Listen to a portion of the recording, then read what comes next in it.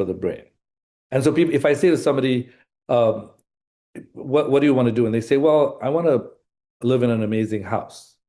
I'll say, okay, well, close your eyes and imagine this amazing house. And they'll say, yeah, I can see it now. And I'll say, well, where is it? And they'll say, oh, it's in New York. Well, what is it? It's a three-bedroom apartment. Well, what else is in it?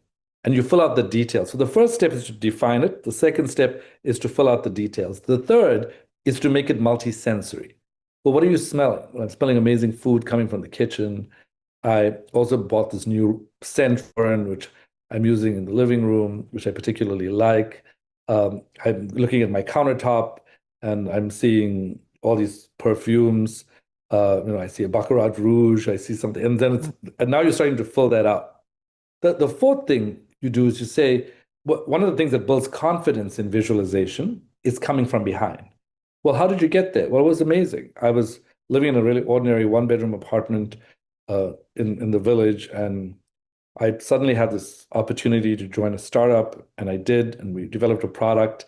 And all of a sudden, I came from behind, and I was making $60,000 a year. And all of a sudden, I was making $200,000 a year. But then the product was sold, and the company was sold for 50 million. So I made a percent equity off of that. So I came from behind, and I helped that, and so that brought me to that place. It actually builds confidence. Well, is there a particular thing, this is called cognitive specific imagery, is there a particular thing you think you have to overcome? Yeah, I've got to overcome the thought that I have to be stuck in this job that I'm in right now. So one day I to specific imagery, is there a particular thing you think you have to overcome? Yeah, I've got to overcome the thought that I have to be stuck in this job that I'm in right now. So one day I got up and I said, enough is enough. So the whole image gets built out. Enough is enough. I'm joining the startup. I go to the startup. I go home every day. I'm looking at my bank accounts. The money's like pouring in. I'm like, this is amazing. Then I get a call. Someone says, guess what? Someone wants to buy us. We go through due diligence. I get the money, and I think the thing I'm going to do is I'm buying a house on the Upper East Side, three-bedroom house, beautiful chandeliers. I can smell the food coming from the kitchen.